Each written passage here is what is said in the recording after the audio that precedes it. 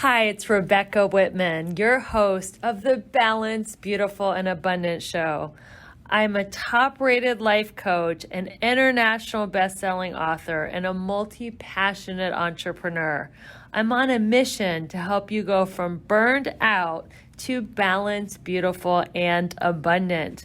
The experts on this show will help you achieve work-life balance so that you can experience abundance in 7 pillars of life: spirituality, health, emotions, romance, mindset, social, and financial life. When you have all 7 pillars of life in alignment, you are balanced, beautiful, and abundant. Let's go.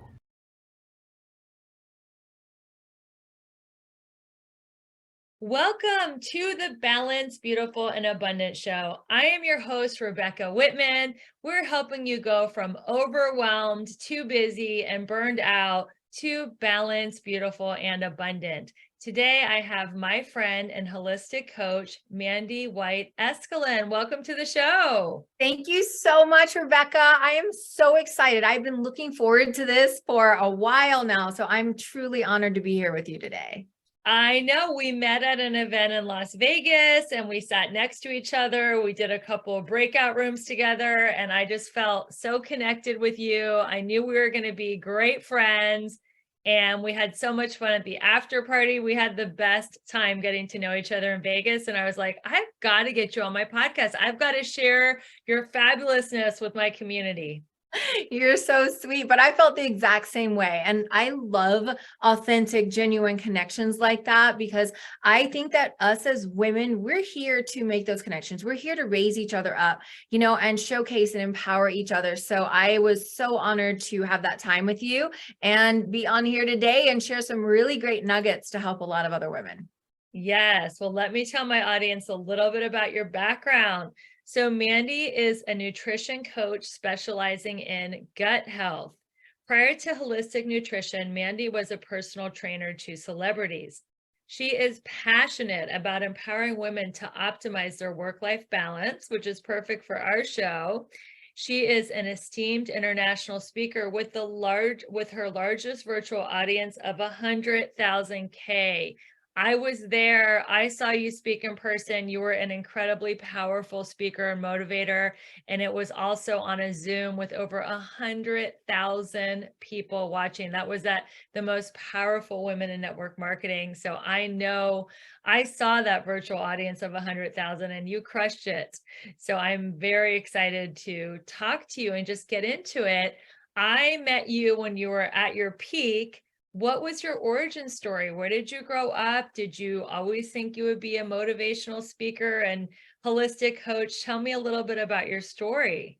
Great question. And you know what? No, I had no idea that at 48 years old that would be what I was going to do with my life, to be honest.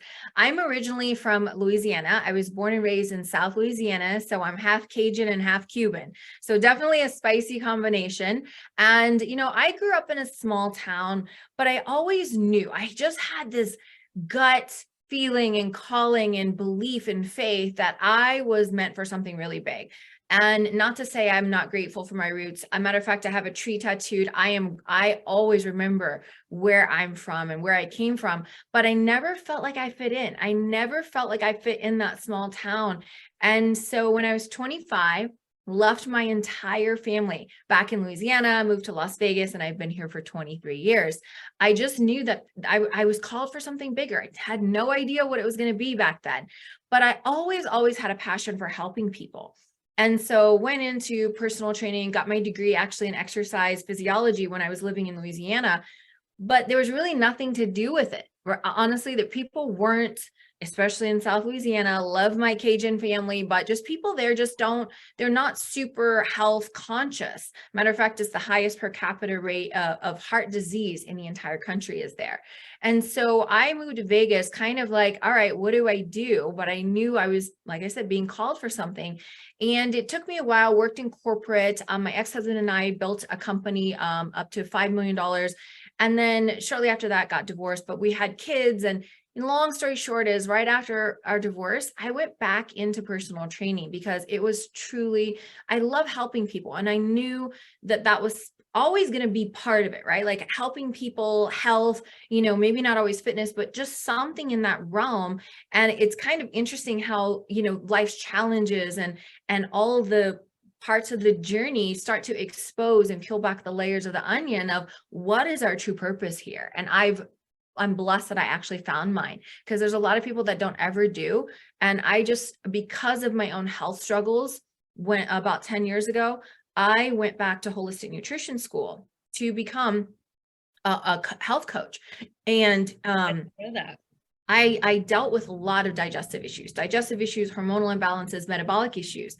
And doctors were like, we don't know what's wrong with you. And I'm like, all right, well, something's wrong. So that's what led me 10 years ago to holistic nutrition school, and then going into the gut health specialty. And then that has kind of like unfolded and evolved into where I am now and what I get to help with. That's incredible. So you said personal training has always been in your story. First of all, where's your Southern accent? Can you put that on if you need it? It's funny, if I get on the phone with my family, it comes out. Even my husband's like, man, I heard that one.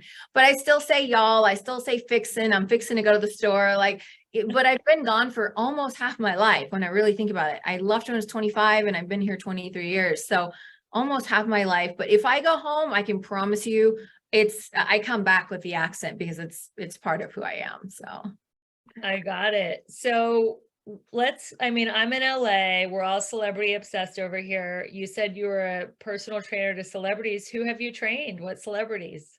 believe it or not, there's a few that I'm not actually allowed to say. I had to sign Oh, NDA. I had to sign NDAs. They don't want, like, preparing for TV shows, movies, that sort of thing. They just, it's something really weird that a lot of them don't want them to know who they've used and that sort of thing. And, I've never been the type of person to capitalize off of, oh, let me name drop this person and this person. So it's never been a priority, but I train Eric, my husband and I have been Eric and Marina Warriors trainers for 5 years now. Health coaches, trainers, we traveled with them around the world. So we're very fortunate. That's ones we can talk about and, we get to be very public about, but you know what? For me, it's never been like, oh, I trained this person, this person. I know it sounds corny, but it just was never part of, it's just like, to me, it was another person that I got to get into their peak physical physique. That's amazing. And you too were a fitness competitor, right? Yes, actually, I'm a fitness pro. I won my pro card in 2012, so 11 years ago. I won my pro card, and then that same year, I placed number 3 in the world at the pro level. But then that's when all the health issues really started, was because of those really crazy diets that I was on, Rebecca. Like, most people see these competitors and they're like, oh my gosh, I want to look like that. Is it attainable? Yes. Is it maintainable? No. That is where a lot of people get caught up, because it's not exactly it's not a picture of health. When I see the pictures of me on stage weighing 113 pounds, 9% body fat, and winning my pro card, it was the most unhealthy that I ever was in my entire life. So, it's great that I was able to achieve that, but it's not someplace that I ever wanted to stay, because not only did it cause me a lot of health issues with those crazy diets, it also caused me a lot of body dysmorphia that took me years. I'm not kidding, years to get over, and not look at those pictures and cry that I don't look like that. So like, I had a lot of growth and learning and unlearning and switching beliefs that I had to work on, or I got to work on, and not to look at those pictures because it wasn't a picture of health. And even though it's like, oh, I don't look like that, wait a minute. Right now at 48 years old, I'm healthier, happier than I've ever been in my entire life. And I'm so much more than just a physical body. And so I've got to take ownership of all of that over the last 11 years and work through not only the physical, but also the mental piece of it. Let's talk about that. What are some of the shifts that you had to make to go from criticizing yourself to loving your body and being in like self-acceptance? What were some of those shifts? Because I feel like a lot of women, especially the women that listen to our show, we are wanting to have more body confidence. So what kind of tips would you have for that? First of all, it took me to look in the mirror. And there were times that instead of me going, oh, I got rolls here and I got rolls here and I got rolls here and I hate this and I got cellulite, like I used to literally look in the mirror and pick myself apart, Rebecca. And it was sad, but it's also it's happening so much because we compare ourselves to what we see on social media, right? So I was not only comparing myself to my own pictures, I was comparing myself to social media and what I saw. And when I would look in the mirror at who I really am, was tearing that apart.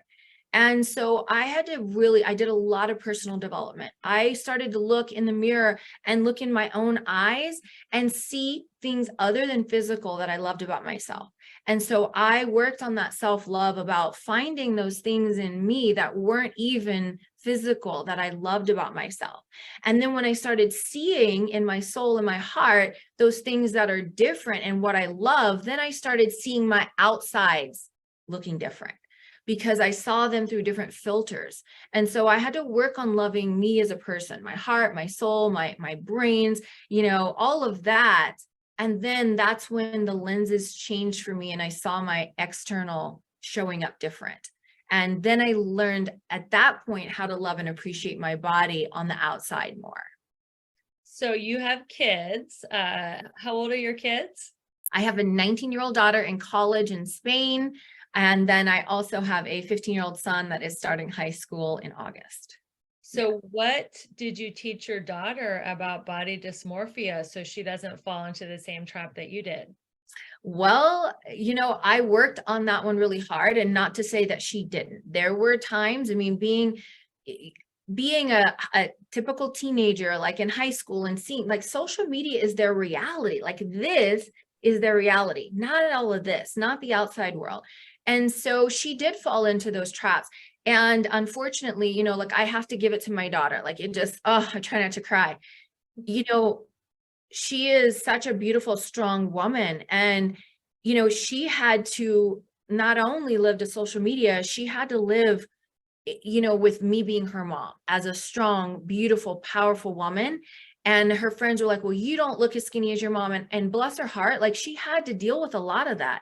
And so for a long time, even for me, it's like, should I shrink down so that my daughter doesn't feel that way? Right. And what can I do? And it was hard for me. And it still gets me a little like emotional, but she went through that. She went through that where like, mom, I don't look like you and I'm not as pretty as you. And I'm like, baby, it doesn't matter. And so we really did some work together on her beliefs about herself and like finding the things that she loved about her body and herself and finding what makes her unique in this world. And it doesn't matter, that everything's not perfect, because she is perfect. And every woman listening, you are perfect just the way that you are. And you are beautiful just the way that you are. And you're so much more than a physical body, because remember, we are a spiritual being having a human experience. And so we are not, our body is our vessel that's gifted to us, right? Our body is our vessel that is gifted to us by the universe, by the divine, in order to have this human experience. So do we want to love and respect it? Oh, yes, of course. But we're so much more than that. We're so much more and so much deeper than that. And that was some of the things that I worked with my daughter on, and what are the beliefs that she wants to hold, and what does she want instead, right? Instead of thinking, well, I don't have this. Okay, well then what do you want instead? And focusing on what you want instead, or what you want to believe instead. It really helps shift, not only my mind, but others and hers. And so I just help people find those things that you love about who you are in here, and on a deeper level. And then you're going to see yourself differently. You're going to then, see your body different than you do now. Well, our souls are eternal and our bodies are just like temporary flesh suits that we get to wear until we wear them out, and then our soul goes on forever. And I think, like you said, we're spiritual beings. We're a spiritual being having a human experience, and we don't have these bodies forever, and we are not our bodies. Like our soul goes on, and our bodies, ashes to ashes, dust to dust. And I think there's so much freedom in knowing that this is just a temporary suit. We'll turn it in at the end like we turn in a leased car, and we over identify with our bodies. And just to ladies who are listening, just fall in love with who you are, your soul, your spirit, and you are so much more than your body, and you are perfect just the way you are. So I know that you said you got a divorce, and we had a personal conversation, and you were saying that you celebrate the holidays with your ex-husband and he's part of your family. He hasn't met anyone yet. What are some co-parenting tips? Because there's a lot of women that are divorced that are not so simpatico with their ex that they would invite him to the holidays and invite him over to watch the game. What makes you so successful with co-parenting? That's a great question, and thank you. It's funny, a few years back, myself, my husband Salmi, and my ex-husband, like we went to our daughter's volleyball tournaments together, our son's basketball tournaments together. Like to me, it's no different. And there was a point where we got us three, right, the parents, we got into a Uber to go grab some lunch while, our daughter was at her tournament and there was a break. And the Uber driver was like, wait a minute, that's your ex-wife and her husband in the back seat. And it was kind of a funny thing. But then we started the guy was like, you guys should write a book about how to co-parent. And listen, I'm not by any means saying that the first couple of years it was easy. I was single for about 3 years after the divorce, and not saying by any means that was easy. First of all, that was the time where I discovered it was dark times for me, but I discovered so much about myself. But in all of that, being a co-parent, we decided, and I'm very grateful that myself, my husband, and my ex-husband, we've all done personal development seminars and work. And even our kids grew up in that environment because we believe like that was like the foundation that we wanted to set for our family. So with that, we learned communication skills. Again, we put things to the test. Doesn't mean that we argued, didn't mean we hate each other back then, right? We still did. We still went through that typical divorce, but then there got to a point where we're like, we have to choose to put our kids first. Our kids come first. And with that, it was about 3 years that we did everything separate. And finally, we said, we really need to do this for our kids and have one Christmas and one Thanksgiving and one birthday party. And once we did that, honestly, that's how it's been probably now for about 8 years. And we're so grateful. Like it was my husband Sami's birthday a couple of days ago. We invited my ex to the party, and he stayed, and our kids and everything, and friends and family, and we sang karaoke. And it's hard to imagine it not being like that, because the truth is it normal what we have? No, it's not normal. But is it natural? Yes. And that's something that I kept reminding myself. Normal is not talking to each other and hating each other. That's what the normal and most people do. We said we don't want to be normal. We want to do what's natural. What's natural and what's possible is to get along and be great co-parents. Again, we communicate literally every day on, hey, this one's got this and we got this, and whatever it is, we communicate every single day so that we make sure that our kids come first and that we over communicate on things so that we can, even if we don't agree, like, hey, I don't think that's a good idea. And, we still have disagreements, but it's more so talking and communicating.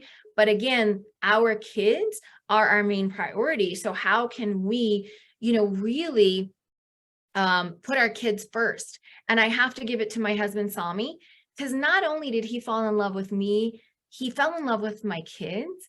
And he calls them his kids, but he also embraced, my ex-husband, and like, you know what? No, this is all a total package. So I have to give it to my husband, Sami, who is really remarkable and such a strong man to not think like, oh, I don't want to talk to him, he's your ex. No, you know what? We're a family. We're going to do this together. We're going to make this work. And he embraced the whole group of us.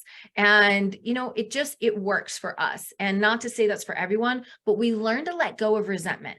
We learn to forgive, let go of the resentment and the negative. Like that's in the past. That does not serve us in any situation. They're holding on to the past and bringing it and dragging all of that crud, the baggage it doesn't serve anyone. So we really learn to forgive, let go of resentment, and learn how to communicate so that we can be a family unit. And those are skills that we use in every single area of our life as well. So you said it was not normal, but natural. Why do you think it's natural for your ex-husband and your current husband to be friends? I think that that is not natural because the nature of man is like when there's one woman and two men, it's their nature to be competitive. Yes and no, because there's no energy between my ex-husband and I. There's Yeah, no competition between my ex-husband and my husband.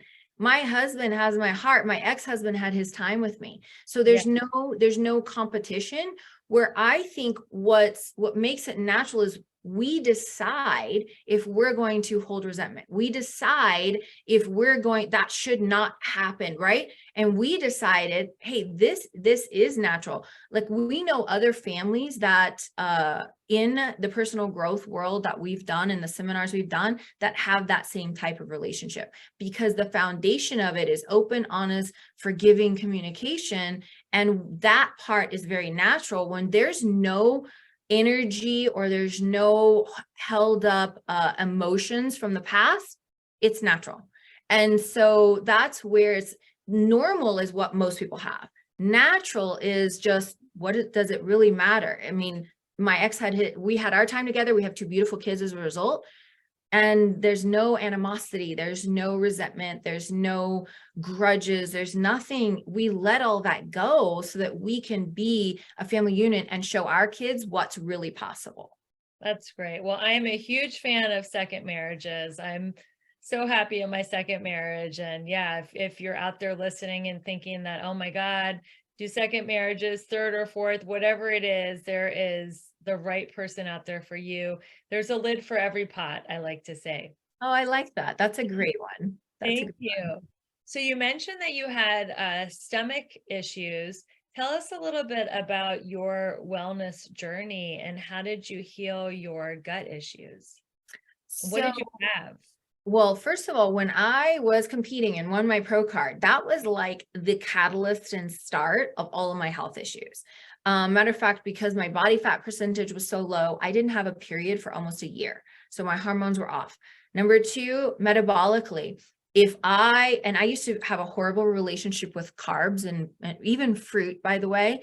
I couldn't eat any of that. Like I was scared of it. I had a very mentally unhealthy relationship with food. And not that I would binge or starve or anything, but it's like I did not want to put that in my body. But there were times when I did, and if I gained, 2 pounds, it would just throw me off, and then I'd go back into that very restrictive diets. And so not only did I have hormonal issues and metabolic issues, but it's called metabolic burnout, but I also had food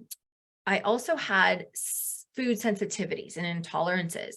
Like there came a time right around after I won my pro card that I had a 4-pack, never had a 6-pack, by the way, but I had a 4-pack of That's abs. huge though, for a woman. Yeah, that's It amazing. was a lot, but it took a lot of work. But that's also what helped that it really led to the metabolic burnout because I was doing so much cardio and so much working out, and it was not healthy that my metabolism paid a price. But Mhm. my body started rejecting foods that I had every day. All of a sudden, and I didn't know this, I was actually in the emergency room in so much pain. My stomach, even with my 4-pack, my stomach looked like I was 6 months pregnant. Mm. And so I was in the emergency room. They couldn't figure out what was going on. They're like, we did blood tests. You're not allergic to anything. Keyword allergic. But I'm like, gosh, whenever I eat these things, something happens. And it was gluten. So any kind of bread or anything with gluten in it, dairy, could not have whey protein, and eggs. Mm. Eggs, something I had every day. And it even started with chicken because those were foods that I was having on a daily basis. And with all of the issues in my digestion, it just amplified it. My body was like, I don't want this stuff anymore.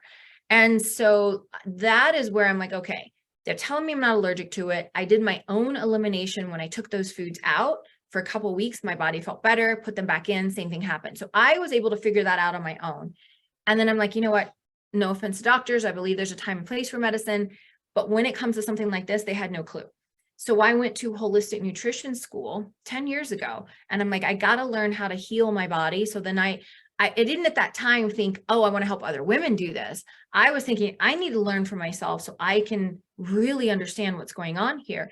And that's when I went into the whole gut health specialty. I started becoming fascinated by how much the gut regulates every single thing that we do in our daily life.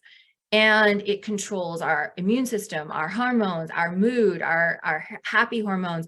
So that's when I went into like that specialty, but I had to heal my body first. And a lot of it was learning what types of things that I need to heal the gut lining, which I found out that bovine type 3 collagen was what I needed to heal my gut lining in order for my body to start absorbing nutrients again, because I became deficient in a lot of things, which caused more problems. So it was like this snowball effect from the competition and the diets that I had to go back and start healing the root of it, which was my gut. And then my body started to slowly reverse all of that stuff on its own, which was great. Took me 2 years. Now I know how to shortcut people because I understand it a lot better. I was like the guinea pig of my own self during school. And so now that I learned all of that and went through it, I believe that just like you and I heard Miss Lisa Nichols say, like our story is not ours. It is, we go through those things in order to share with other people that could possibly relate. So I believe that all of that was necessary for me to go through and experience, so that way I can share my story and help other women who would relate to some type of gut issues and, you know, anxiety, depression, all of that stuff, because I went through all of that when I had those gut issues. So now what is your food plan, or what type of foods do you eat or avoid? Do you have a certain lifestyle that you follow? Great question. I love that question. I do not believe in diets. I hate the word diet. It makes me actually cringe, because diet is based in deprivation, right? Diet is, let me pull this food group out, like carbs, right? Or let me, you know, not eat any of this, or let me calorie restrict, or so diets are based in restriction. And I don't believe in that. I believe that that is where a lot of my own and other women's relationship with food starts to take over, because they're like, oh gosh, I can't have that. And, you know, I'm not allowed to have that on this diet. Or, you know what, I ate too many calories, I can't have any more today. I don't teach that way. I don't believe in that. What I believe in is, you know, when women have kids, and moms, if you're out there listening, think about when your children were born, when those babies were born, they would nurse or formula, whichever one you did, every 3 hours, like clockwork. Right. Babies fed every 3 hours, and mother's breast milk and formula is the closest thing to it. It's perfectly balanced with proteins, fats, and carbs, because that's what our bodies actually need. Our bodies come out of the womb eating that way, right? That's how we're designed. That's how our bodies are designed to process food, is about every 3 to 4 hours. Well, at some point in our adult life, our teenage life, or whatever it was, we made a decision that that no longer works. We made that decision that, you know what, I need to take carbs away, or I need to eat higher fats or higher. Actually, if we eat the way that our bodies were born and designed, that is when we are able to stabilize blood sugar. Our body will keep muscle and it will burn fat. If you restrict, your body will burn muscle and store fat. And that's not what we want. And that's also when cravings increase. So I teach people, and how I eat on a daily basis is balancing my plate with the right protein, fats, and carbs. And most of the time, my carbs are fruits and vegetables. Obviously, there's times where I'll have, like this morning, I had a breakfast meeting. I had half of a croissant sandwich. It had eggs, it had bacon, and it was the croissant. So I had my protein, fats, and carbs right there, perfectly balanced.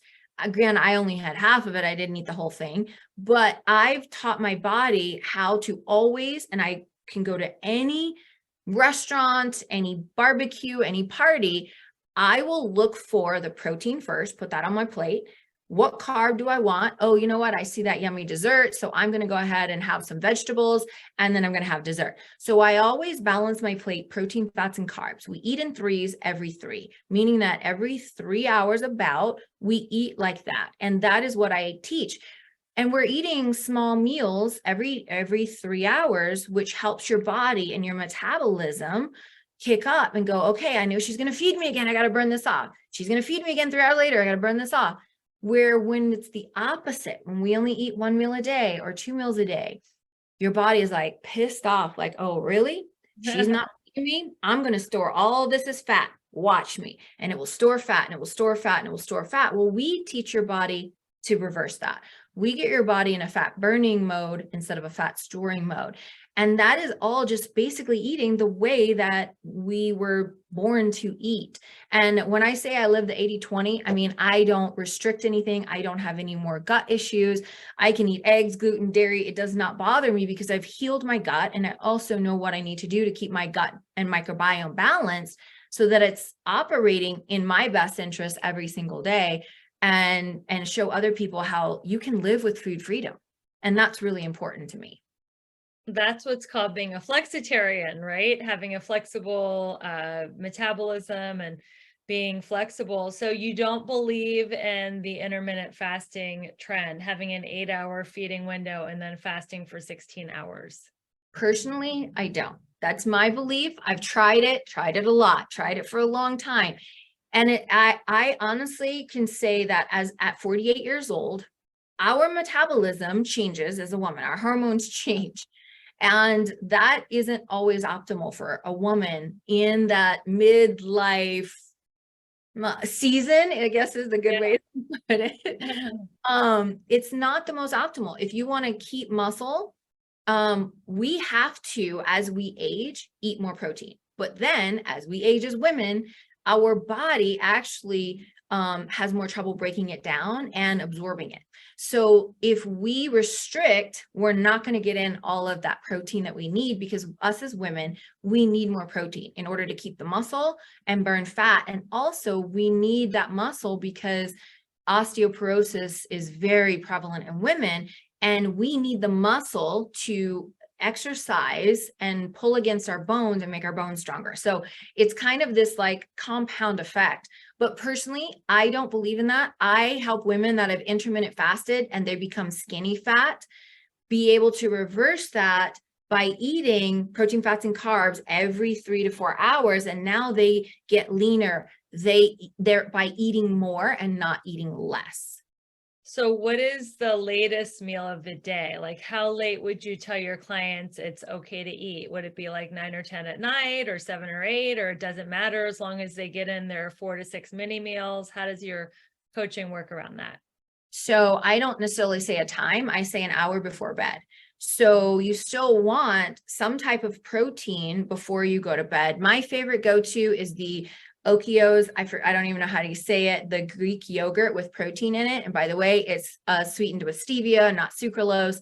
But that little yogurt cup has either 15 or 20 grams of protein. I eat that almost every single night, an hour before I go to bed, because your body needs that. I don't believe in a cutoff time, but I say an hour before bed, because you want your body to be breaking that down and processing it while you're sleeping. And guess what? It's burning more calories while you sleep. And that's the goal. So I don't have a cutoff time. And I usually recommend 5 to 6 small meals. Now, granted, people are like, oh my gosh, I don't want to eat that much.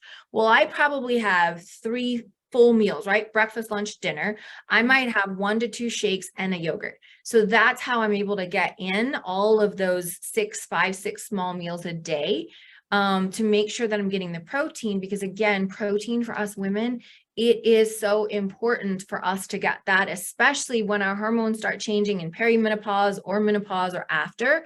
We need to make sure that we're getting in the right amount of protein every single day. So I don't necessarily have a cutoff time. I say eat an hour before bed. Now, don't have carbs before bed. No sugar, no fruit, no junk food type sugar. Something with protein, a protein shake, or, my go-to is the yogurts, because it kind of gives me that sweet fix, but I'm not having any carbs. And so then that's a way for me to get like that fix, but I also know I'm getting my protein in right before bed. I love it. Well, there's a very famous Harvard study, and one of the #1 things for Alzheimer's is having muscles. People with more muscle have less chance of getting Alzheimer's, and they have more cognitive function. So not just for osteoporosis and the skeletal, the joints and all that, but for our brain health. So that brings me to my next question, which is the question of the day.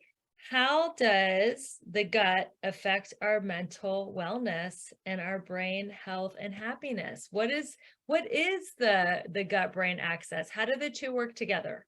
Great question. So let's go all the way back at the time that we were an embryo, not even a fetus. Okay. We start out as these little cells, and then these cells start, right, multiply. But what happens is our gut and our brain at that point is one. And then as we grow into a fetus, you've got your brain here and you've got your gut here, but they're still connected by what's called the vagus nerve. The vagus nerve is the second largest nerve in the body next to the spinal cord. So when we talk about your gut being your second brain, it literally is. It is connected to your brain, and there's the gut brain axis that communicates. It's a two-way, I kind of like to say highway or freeway, right? It's a two-way freeway from your gut and your brain to your gut. So if you think about how it works, we have over 500 million neurons in our gut that communicates with our brain every single second. Have you ever had, and I'm sure you've had this with your husband, these butterflies when you see, I'm like, oh God, he's so handsome, Marisa, right? That is all in our gut. Or you have like this, oh man, I've got a really bad feeling right now. I've got this something. That's all it's a gut feeling, right? It's our gut is communicating to our brain. And a lot of times, this is the craziest thing, Rebecca, it's screaming at us, and people are like, I'm not listening to that. You don't know what you're talking about. Literally, they are fighting against what our gut is trying to communicate. And it's crazy because in those 500 million neurons, we have incredible neurotransmitters like serotonin and dopamine. Serotonin is your happy hormone. I mean, I stress this so much, and I'll share why I stress this. There's 37 million Americans on antidepressants right now. That is like A lot. breaking to me. Like, it is so heartbreaking to me because it doesn't have to be that way. And when I'm very passionate, if you can't tell, but Yeah. 37 million Americans are on antidepressants. Yes, we've all been through a lot in the last 3 years of this crazy pandemic, right? And doctors are so quick to give out that little script. But what happens is when you take like an antidepressant, it completely suppresses your gut's ability to make that serotonin, the dopamine, and to actually allow you to have feelings. And so it completely suppresses your body's production. And so what people don't really know yet, it's starting to come out, and that's why I feel I'm so passionate to talk about it, is if we take care of our gut produces 90% of those happy hormones that makes us happy. Your dopamine is your feel good and motivation, right? So your serotonin is happiness, but your dopamine is like your motivation that makes you want to get up and do things. Serotonin, 90% is produced in your gut. Dopamine, 50% is produced in your gut. Those two hormones. So if our gut isn't functioning, if our gut microbiome is off, if you've got leaky gut, IBS, constipation, any of those things, your gut is not functioning properly. Therefore, your body is not producing that serotonin and the dopamine. And then people feel less motivated. They feel depressed. They feel sad. They feel brain fog, because brain fog actually comes from your gut, not your brain. They have more cravings. They're more impatient. They're less focused. Like, all of those things come from our gut. And that's why the gut and taking care of that is so vital to what we do every single day. Our patience level, our calmness, literally, if we feel like getting up out of bed, all of that comes from our gut. And so if we can get your gut functioning and producing all of those happy hormones again, now you choose differently. You're more patient. You're more focused. You have less anxiety. You have better mood, more vigor, less irritability, like all of those things. That's why, to me, I'm so passionate about the gut, and it is our second brain, but it talks to our brain up here. But most people think, oh, I've got a chemical imbalance here, when you don't. It's a chemical imbalance down here that's not communicating up here anymore. So if you have to make a tough decision, what do you listen to? Your head, your heart, or your gut? Great question, because they're all trying to communicate to you. It's just, which one do you choose to listen to? Because a lot of people think, oh, this is in my head. here's a good one that I heard the other day. She's like, my head is telling me that I'm craving all these things. And I'm like, no, actually, your gut is shooting information up to your brain that it's craving those things. So it's actually not your head doing it, it is your gut. And if we can balance your blood sugar and we can heal your gut, now your gut is no longer going to crave those things, and it's not going to be trying to tell your brain that. So heart is a little bit different. That's more on the emotional side. But when it comes to your cravings, your mood, your productivity, your focus, your irritability, your, whatever, your stress level, all of that comes from your gut. So again, that's where I go back to, let's heal the root of everything first, and then watch how it changes your life.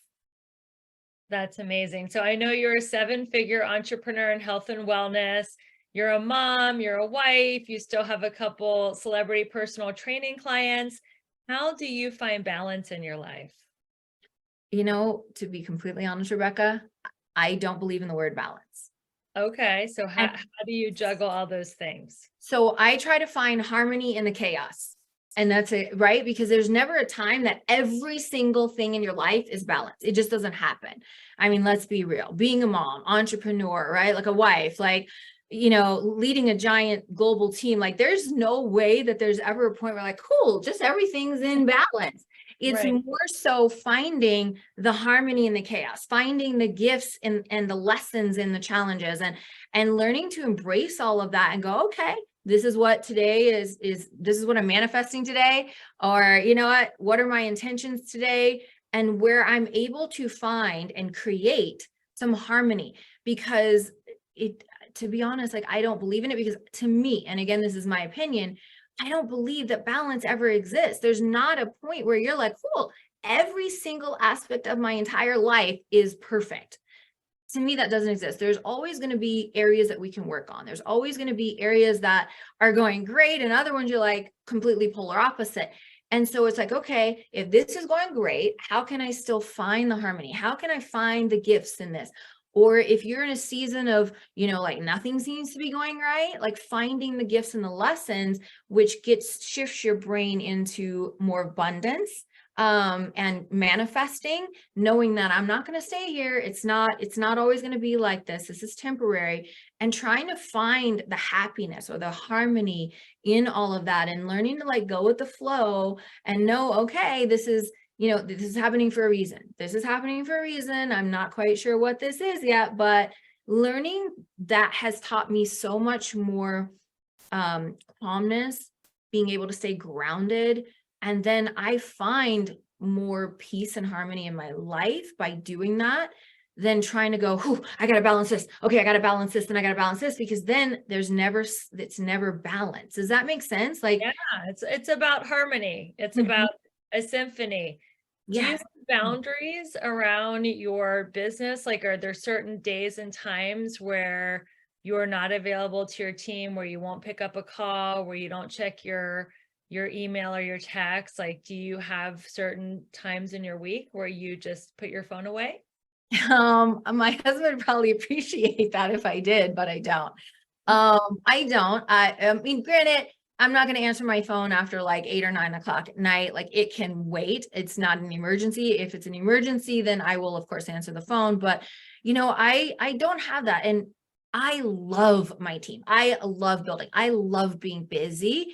Now there's times where I'm like, okay, this weekend, like we're going to my son's basketball tournament. When I'm at his game, I am 100% present at his game. I will not touch my phone. Like, I am there and present. So I've learned to be more present in the moments and not try to multitask, because multitasking really doesn't exist either. If I showed you this little chart, have you ever seen it? It's so interesting to see how your brain can't switch from two things, versus if you focus on one task at a time, you're more effective. So I've really worked on being more present when I am, with my family, or if we're watching a movie, I'm not answering my phone. But as far as like unplugging, I'm sure my husband would probably appreciate if I did more of that, but I love helping people. I love helping people. And then when I know that there's times where I need to take a step back and fill my cup, I do. But I think because I set certain boundaries, in all of areas of my life, that I don't very much, or don't often feel that like, okay, I'm empty, because I do other things to recharge myself. Maybe I take 5 minutes to go meditate in the middle of the day, or a 10-minute just close my eye, light nap where it kind of resets my brain. I might go for a walk. I will do some breathing techniques, but all of those things I learn to integrate into my day to keep me going so that I don't get to the point where my cup is completely empty and then I have to disconnect and refuel. I try to stay connected because I love my people. I love my family. I love my life, everything that I get to do. So I just have learned, for me as a super busy entrepreneur, to set the boundaries, to be present when I am doing something. And then when it's time to, turn it off, I do. I turn it off without guilt, without shame, without feeling bad about it. That's my time with my family. And I'm not going to, I will not take a call when my son is playing basketball or my daughter is, here from Spain. I'm not going to take a call. I'm going to be present. And so I've really learned to set those boundaries within myself. My And, link my tree. team truly And respects and honors finally, that, if you because want to I've set up that. level your That's finances great. this Well, we're at year, the then end you of the will interview. not This want to has been miss great. my If you could give Manifest Money everyone one March piece of advice free about gut Zoom health and one class. piece of It's advice on about March business, 26th at what would 1 they be? p.m. Pacific, Ooh, 4 that's a really p.m. good one. Eastern. Okay, so It is one going to piece of rock your advice world. We're going to about show your you gut. 5 things Listen that you to can it. do It is to trying start to tell you making something. a Sometimes six-figure it side doesn't hustle. want certain foods. Other Let's times do it's got so much this. Go inflammation to the and it's link in pissed my off at you. bio. Get Other in on times it's all trying to this tell good you stuff. something and If you have communicate any maybe questions about about this, any of this, this the business best deal way to that you reach might be me doing is or through something. And you're sending like, me a ooh, this DM gut, on I got a gut Instagram and feeling. make sure you're Listen to your following gut. me there. It is And until communicating. we You meet might not again, like what my it's saying, but friends, it is I will communicating to see you. you on And another then in episode of business, the Balanced, Beautiful, and Abundant show. say And yes we're and then taking figure it you out. from burned out Say to yes and build balanced, your wings on the beautiful, way and down. abundant. That is Thank you something for that your Marina support, Worry, and we'll see you soon. really has taught me over the last couple of years. Not figure it out first. It's say yes and then, oh crud, I got to figure out how. Right? It's say yes and build your wings on the way down, and just go for it. Just do it. Do what is scary, because on the other side of that fear is something beautiful, and there's the abundant, beautiful life. There you go. Well, thank you so much, Mandy White Eskelin. How can people find you on social? I'm sure they have a lot of great questions for you about their gut. Yes, please reach out to me. I am Mandy White Eskelin. 3 names, I know, but I was Mandy White for many, many years, my whole life, I should say. And then when I got married to my husband, but Mandy White Eskelin. My husband is from Finland, so that's where the other name comes from. But honestly, look me up. I'm happy to answer questions. I love connecting with people. I love helping people figure things out. It's just, because I get it. And so I'm happy to help and answer any questions possible. Thank you so much. Well, everyone, you have heard another incredible episode of the Balanced, Beautiful, and Abundant Show. I'm your host, Rebecca Whitman, taking you from overwhelmed and burned out to balanced, beautiful, and abundant. We love our listeners. If you could kindly give us a 5-star review and share this podcast with a friend. Your contribution to spreading the news of this podcast is everything to me. Thank you so much for being our listeners and being a part of this community. And until we meet again, keep your vibe high and magnetize. We'll see you soon. Bye.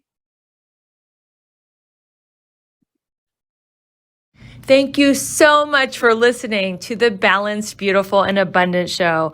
I'm your host, Rebecca Whitman, taking you from burned out and overwhelmed to balanced, beautiful, and abundant. I am hosting a weekly women's circle on Tuesdays at 12 p.m. Pacific, 3 p.m. Eastern, where you get to experience my coaching for free. It is open and it is amazing for accountability, support, and community. All you have to do is go to the link in bio to reserve your spot, and I can't wait to meet you on a live Zoom call. I also am having an amazing summer promotion called the 5-Day Drop. Lose 5 pounds in 5 days, guaranteed. It's a great way to detox your body. It's a metabolism reset, and it will help you feel balanced, beautiful, and abundant all summer long. So make sure you go to the link in my bio to learn about the 5-day drop.